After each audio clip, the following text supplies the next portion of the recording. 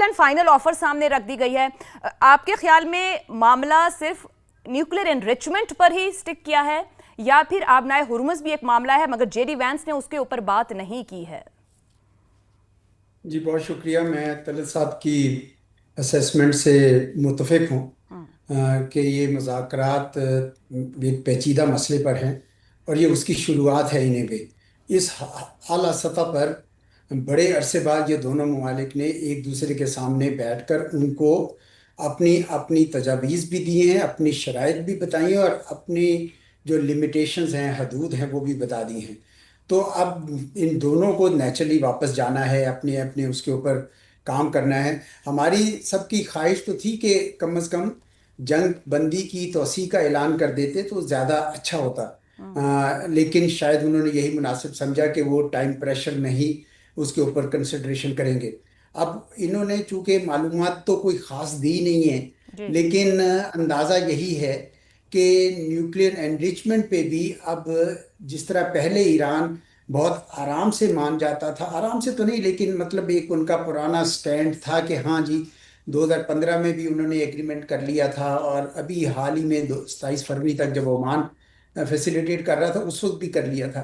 अब लगता है कि वो भी थोड़ा इस मामले में नज़रसानी कर रहे हैं अपनी, इसलिए उन्होंने कोई कमिटमेंट नहीं दी। अब नाए हुर्मुज भी ईरान नहीं अब छोड़ेगा क्योंकि उसके लिए अब यही एक गारंटी रहेगी और कोई मुल्क उसको गारंटी नहीं दे सकता। तो वो मेरे ख्याल में उसके ऊपर भी वो इतने आराम से नहीं मानेगा। मुझे कुछ ऐसा तासुर मिला जेडी वैंस साहब के बयान से कि जैसे वो ये कह रहे हों कि हमने नेगोशिएशंस करने का वादा कर लिया कि ठीक है जी बातचीत हो जाएगी, उसके जवाब में आप अब नए हुर्मुज खोल दें। तो ईरान के लिए तो ये शायद काफ़ी नहीं था क्योंकि वो तो ये चाहते हैं कि जो भी अब सेटलमेंट हो। अब चूंकि 40 दिन तक हमने इसका नुकसान बर्दाश्त किया है, हमने जानें गंवाई हैं, तो अब जो भी सेटलमेंट हो वो पीस सेटलमेंट हो, मुकम्मल सेटलमेंट हो। तो इसलिए मेरे ख्याल में मुझे लगता है कि अभी काफ़ी राउंड मुज़ाकरात की होंगी। अब और एजाज साहब, अगर इसको पहला मुज़ाकराती दौर कह लिया जाए और जिस तरीके से सिर्फ एक जुमला बाहर आया जेडी वैंस की गुफ्तगू के जरिए कि एनरिचमेंट के ऊपर एतराज है और उस एनरिचमेंट के लिए जो फैसिलिटेशन या स्ट्रक्चर इंफ्रास्ट्रक्चर मौजूद है वो कहते हैं हमने तबाह कर दिया और हम फ्यूचर में एक कमिटमेंट चाहते हैं, फर्म कमिटमेंट के ईरान उस पर ना जाए। आप ये फरमाइएगा कि सफारती जबान में जितना सिक्योर्ड ये गुफ्तगू हुई है गुज़िश्ता 24 घंटे के दौरान कुछ भी सामने नहीं आ सका, क्या ये कहा जा सकता है कि यहाँ से आगे दोनों ही अगले अदवार की तरफ जाने को तैयार हैं एक दूसरे पर दबाव रखते हुए? जैसे ईरान की जानिब से मुमकिना तौर पर स्ट्रेट ऑफ हुर्मुज़ आपने कहा वो नहीं छोड़ेगा, इसी तरह अमेरिका भी स्ट्रेट ऑफ हुर्मुज़ को ही खुलवाना चाहता है जिस बायस जेडी वैंस यहाँ तक पहुंचे। दुनिया का एक प्रेशर है।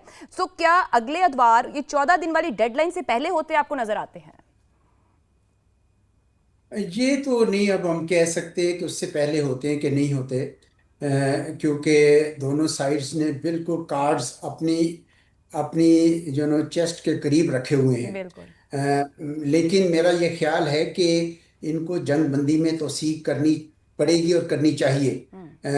और अमेरिका की तरफ से भी अब हम ये भी खबरें कुछ सुन रहे हैं, अनकन्फर्म्ड हैं, गैर मुसद्दक़ा हैं कि चीन की तरफ से भी ईरान को मजीद शायद कुमक पहुंच जाए।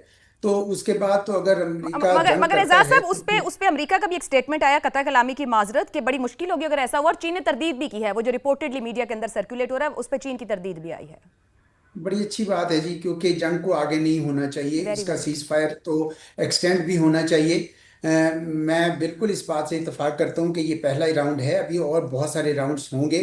क्या ये राउंड्स इस्लामाबाद में होंगे? लगता तो यही है कि वो इस्लामाबाद पे ही उनकी, और जिस तरीके से ये राउंड्स हुए हैं कि कोई मालूमात बाहर नहीं आई, यानी जो इंटरलोक्यूटर्स होते हैं, जो फ्रीकैन होते हैं, उनके लिए बड़ा अहम होता है कि कोई वक्त से पहले चीज़ बाहर ना जा जाए।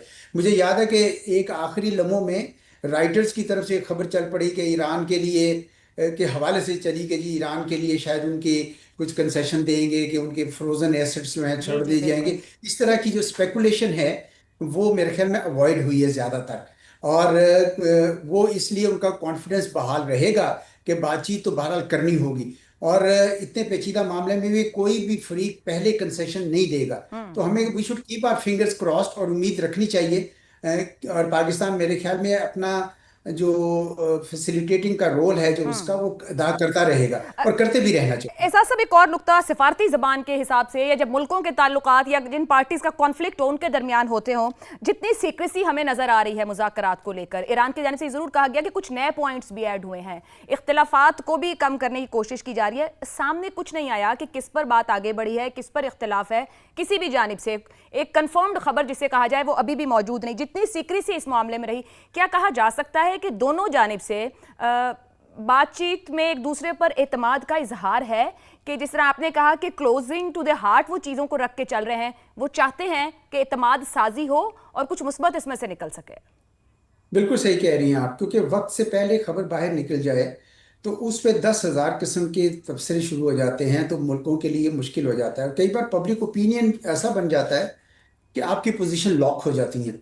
इसलिए मेरा ख्याल में फ्लेक्सिबिलिटी दोनों साइड्स रखना चाहती हैं, और मुझे यकीन है इस बात का कि दोनों जंग बंद करना चाहते हैं। अमेरिका के अंदर भी दबाव बढ़ता जा रहा है, सियासी दबाव डोनाल्ड ट्रंप साहब के ऊपर, और अब ईरान के अंदर भी इतनी तो जाने गंवाई, इतना मुश्किल हुआ है, तो इसलिए वो भी करना चाहेंगे।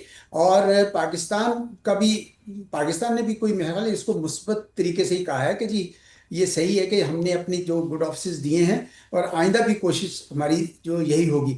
तो मुझे तो हर तरीके से यही नज़र आ रहा है कि मुज़ाकरात का ये एक किस्म का पहला दौर था और अभी होंगे, और मुझे यकीन है कि ये दोबारा बैठेंगे किसी न किसी जगह पे, शायद इस्लामाबाद में ही, और कोशिश करेंगे कि वो जो अब डाइवर्जेंस है, देखिए किसी हद तक तो एजेंडा पता ही है ना, 15 बिल्कुल। पॉइंट्स अमेरिका के थे, 10 पॉइंट ईरान के थे, वो तो हमें पता ही है।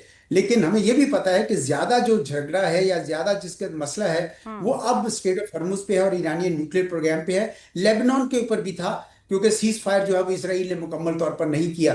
तो ये मेरे ख्याल में ये बातें जो हैं, ये तीनों नुक्ते जो हैं, ये अभी इसके ऊपर मजीद बातचीत होगी शायद। दुरुस्त हो गया। आमिर अहमद खान साहब, पाकिस्तान के किरदार की अभी एजाज साहब ने बात की और पाकिस्तान ने कहा कि हम राब्तों को जारी रखने के लिए भी आगे तैयार हैं और इसी फैसिलिटेटर हैं।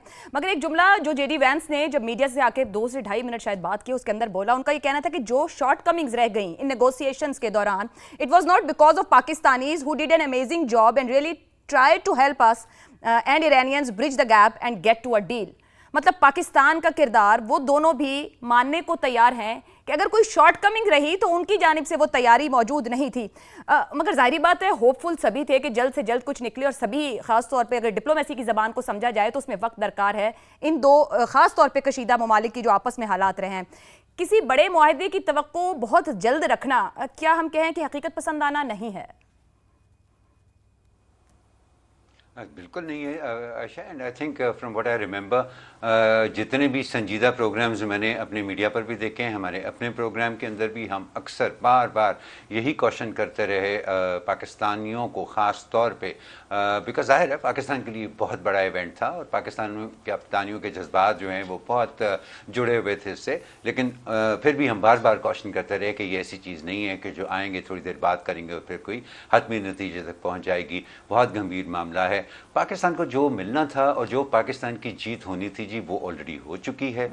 उनका रोल भी इन मुज़ाकरात के अंदर इंटैक्ट है। और एक मैं बड़ा ग्रेटफुल हूँ तरत साहब का कि जो सुबह से कन्फ्यूजन मुझे तंग कर रही थी ना कि कोई बचा है वापस या सब के सब चले गए हैं, because what was being reported was कि जी अमेरिकी डेलीगेशन भी चला गया वापस, ईरानी डेलीगेशन भी वापस चला गया है, एंड कोई नाम वाज़ेह तौर पे सामने नहीं आए थे। लेकिन अभी जो उन्होंने कहा कि नहीं, अमेरिका के विटकॉफ और कुशना दोनों पाकिस्तान में मौजूद हैं, कुछ लोग ईरानी डेलीगेशन के भी पाकिस्तान में मौजूद हैं। अब जाहिर है कि वो इस लेवल के लोग तो नहीं हैं कि वो जो जिनके ऊपर एतराज़ है या जो कंटेंशियस पॉइंट्स हैं उनके ऊपर कोई मजीद बात कर सके, लेकिन जो अग्रीड अपॉन हैं पॉइंट्स उनकी जो मेरा ख्याल है टेक्निकल डिटेल्स हैं वो अब सॉर्ट आउट कर रहे हैं, जो कि एक बहुत अच्छा और वाज़ेह इशारा है इस तरफ कि ये मामला अभी आगे चल रहा है। दूसरी चीज़ देखें, जो जब भी इस तरह के मुज़ाकरात के अंदर आप किसी ऐसी जब स्टिकिंग पॉइंट का आपसे पूछा जाए और आप किसी ऐसी चीज़ की तरफ इशारा करें जो विजिबल नहीं है, न्यूक्लियर टॉक का हमेशा से मेरा ये एक मौक़िफ़ उसके ऊपर रहा है कि न्यूक्लियर टॉक्स और उनकी जो पेचीदगियाँ होती हैं वो ना तो पब्लिकली डिस्कस होती हैं और ना ही जब उनके ऊपर अमल दरामद भी शुरू हो जाए। सपोजिंग कल को कोई मुआहदा हो भी जाता है और उसके ऊपर अमल दरामद भी शुरू हो जाता है तो उसकी कोई विजिबल तस्दीक नहीं होती है। वो इसी तरह से होता है कि मुख्तलिफ इदारे सारे IAEA, दूसरे ममालिक, कोई group of countries, agreed upon group of countries जो हैं वो वक्तन फ़वक्तन वेरिफिकेशन करते रहते हैं कि हाँ जी इसके ऊपर अमल दरामद हो रहा है, नॉन विजिबल। इसी तरह से जब से जैरेड कुशनर ने प्रेस कॉन्फ्रेंस की है और वो पाकिस्तान से निकले हैं, अभी तक हमने जो वाहिद स्टेटमेंट प्रेसिडेंट ट्रंप की तरफ से सुनी है वो भी एक लिंक है, एक वेग सी सजेशन की तरफ कि जी हम स्टेट ऑफ हॉर्मज़ को की ब्लॉकेड कर सकते हैं। वो बिल्कुल उस तरह के बेशुमार पेपर्स और सजेशंस होती हैं जो कि हर वक्त वाशिंगटन के अंदर लिखे जा रहे होते हैं, एक्सचेंज हो रहे होते हैं, सजेस्ट हो रहे होते हैं, उसमें भी कोई स्पेसिफिक मैया नहीं डिस्कस हुआ। सो मुझे तो लग रहा है कि in the absence of specific statements Iran की तरफ से भी, अमेरिका की तरफ से भी और पाकिस्तान की तरफ से भी, दी ओनली थिंग, वाहिद चीज़ जो कि हम कंक्लूड कर सकते हैं वो ये है कि अब हमें भी समझ आना शुरू हो जाएगी कि ये मुज़ाकरात जो हैं अब ये उस स्पीड के ऊपर, उस पेस के ऊपर चल रहे हैं जो कि शायद हमें पहले से उसका अंदाज़ा होना चाहिए था, लेकिन हम अपनी एक्साइटमेंट में we lost sight of that और हमने अपनी तवक्कुआत जो हैं वो बहुत ऊंची कर ली। So I think this process is continuing and जिस तरह से पहले इन दोनों को इकट्ठा करने में पाकिस्तान का एक सेंट्रल रोल था, इसी तरह से अब इस प्रोसेस की कंटिन्यूअस मैनेजमेंट जो है उसमें भी पाकिस्तान जो है वो अपना रोल अदा करता है। दुरुस्त हो गया।